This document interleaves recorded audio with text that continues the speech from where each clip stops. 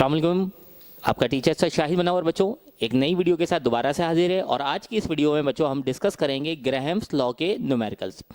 अच्छा, Graham's law में दो तरह के न्यूमेरिकल शामिल हैं, एक जिसमें मोलर मास या मॉलिक्यूलर मास निकालना होता है और दूसरा जिसमें हम क्या करते हैं, टाइम ऑफ इफ्यूजन मालूम करते हैं। तो आज की क्लास में जो टॉपिक हम देखते जा रहे हैं उसमें ग्राहम्स लॉ की मदद से मोलर मास या मॉलिक्यूलर मास किस तरह निकालते हैं वो देखेंगे। और आज जो सवाल मैंने बच्चों सेलेक्ट किया है वो मॉडल पेपर का सवाल है, आप देख सकते हैं।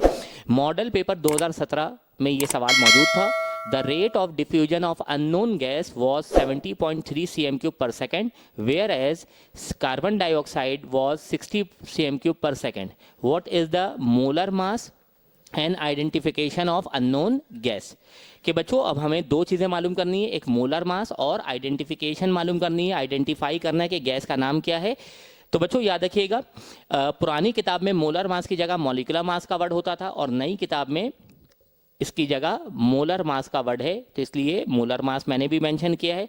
सबसे पहले गिवन बनाएंगे जो चीज़ें हमें मालूम है। तो देखिए सबसे पहली चीज़ क्या मालूम है बच्चों, रेट ऑफ डिफ्यूजन मालूम है अननोन गैस का।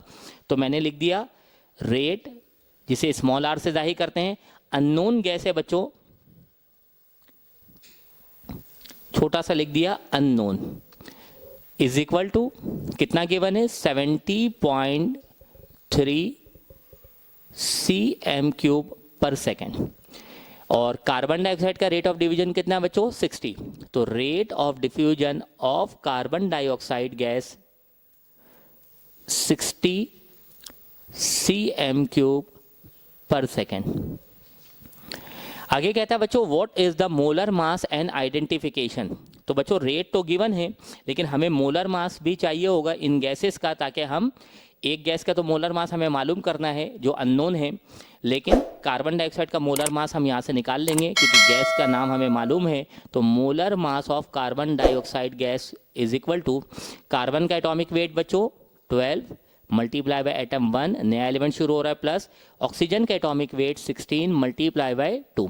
सॉल्व कर लीजिएगा, आंसर आ जाएगा बच्चों 44 और मोलर मास है तो यूनिट क्या आ जाएगी ग्राम। ठीक है, ये तो हमारा बन गया गिवन। उसके बाद जो चीज़ें हमें मालूम करनी होती है बच्चों उसे हम कहाँ दिखाते हैं, रिक्वायर्ड में। तो हेडिंग डालेंगे रिक्वायर्ड,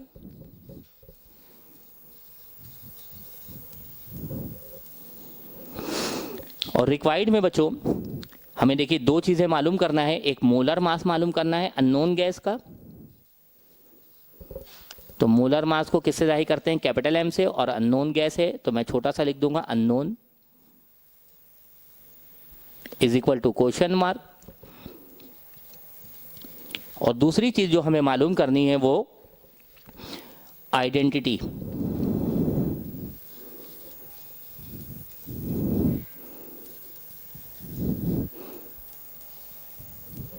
तो ये दो अननोन था बच्चों, मैंने रिक्वायर्ड बना दिया।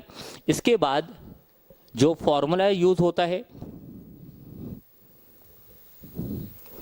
वो हम फॉर्मूले की हेडिंग में दिखाते हैं बच्चों।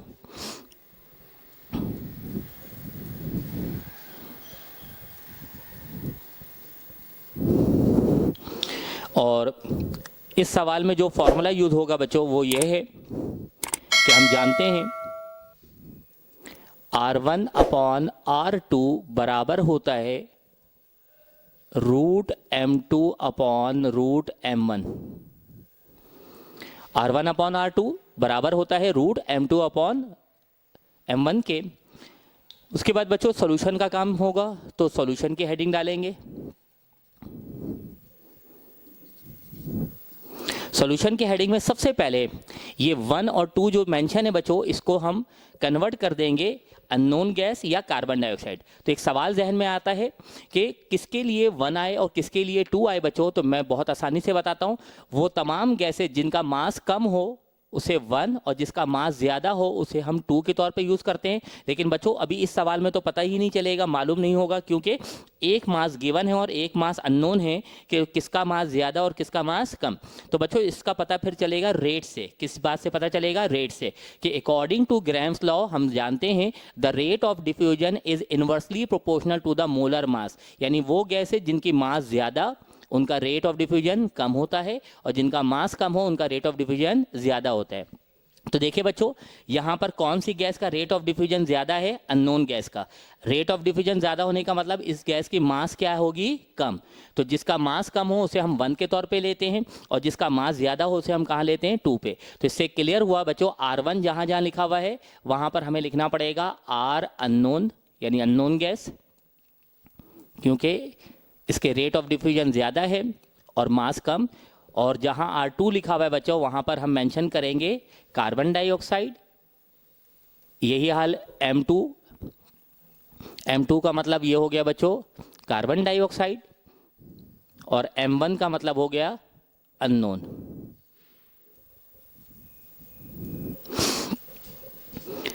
अब वैल्यूज को पुट करने जा रहे हैं, तो उसके लिए हम लिखते हैं बच्चों सब्स्टिट्यूटिंग द वैल्यूज। वैल्यूज को पुट करेंगे।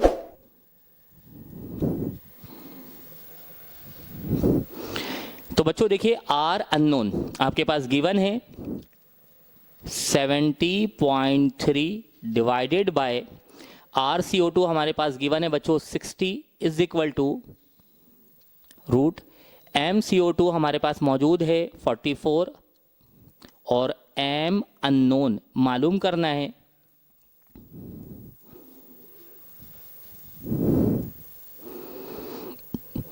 अब बच्चों 70.3 डिवाइडेड बाई 60, कैलकुलेटर की मदद से सॉल्व कर लेंगे। 70.3 डिवाइडेड बाई 60, तो आंसर आया 1.171। 1.171 इज इक्वल टू, ये रूट वाली बातें वैसी रहेंगी बच्चों, 44 डिवाइडेड बाय M अननोन। अच्छा बच्चे, हम सब लोग जानते हैं कि बच्चों जो चीज़ हमें मालूम करनी है वो रूट के अंदर पैक है। जब तक ये रूट ख़त्म नहीं होगा ये चीज़ मालूम हम नहीं कर सकते। तो रूट को ख़त्म करने के लिए हम लोग क्या लेते हैं बच्चों? स्क्वायर। तो मैथ्स ये कहती है कि जब स्क्वायर लेंगे तो दोनों तरफ लेंगे, taking square on both sides.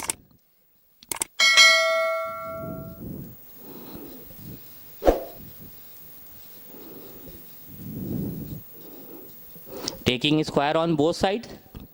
तो बच्चों अब स्क्वायर दोनों तरफ ले रहे हैं, तो 1.171 का whole square is equal to 44 divided by M unknown, इसका होल स्क्वायर। तो बच्चों हम जानते हैं स्क्वायर से रूट क्या हो जाती है? कैंसिल। स्क्वायर से रूट कैंसिल हो जाएगा, और 1.171 का जब हम स्क्वायर निकालेंगे तो बच्चों आ रहा है 1.371। 1.371, और स्क्वायर से रूट कैंसिल होने की वजह से आपके पास क्या चीज़ बच गई? 44 डिवाइडेड बाय M अननोन। बच्चों जो चीज़ मालूम करना होता है उसे सेपरेट करते ही ये डिवाइड में दूसरी तरफ जाकर क्या हो जाएगा? मल्टीप्लाई। तो M unknown is equal to 44 divided by, ये यहां मल्टीप्लाई पे है, इधर आकर क्या हो जाएगा बच्चों? डिवाइड 1.371। तो इस तरह आपके पास आंसर आने वाला है M unknown is equal to, जब आप 44 को डिवाइड करेंगे 1.371 से, तो बच्चों आंसर आ जाएगा आपके पास 32.0। तो 32.0 का मतलब वैल्यू आ गई 32, और चूंकि मोलर मास है बच्चों तो मोलर मास की यूनिट क्या होगी? ग्राम।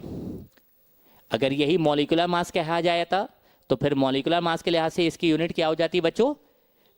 मॉलिक्यूलर मास के लिहाज से AMU। तो देखिए हमने एक रिक्वायर्ड तो सॉल्व कर लिया, अब हमें सिर्फ आइडेंटिफिकेशन का वर्ड बताना है। तो आइडेंटिफिकेशन के लिए यहाँ पे एक लिख देंगे, फॉर आइडेंटिफिकेशन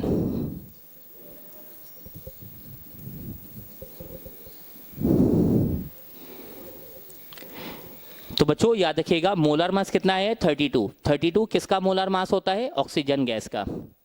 तो लिखेंगे as we know that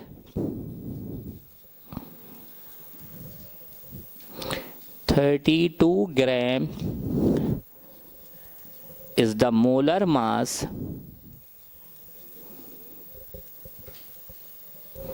of oxygen gas.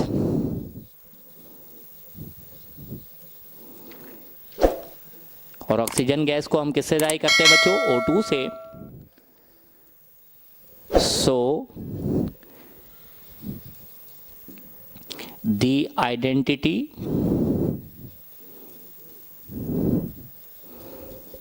of unknown gas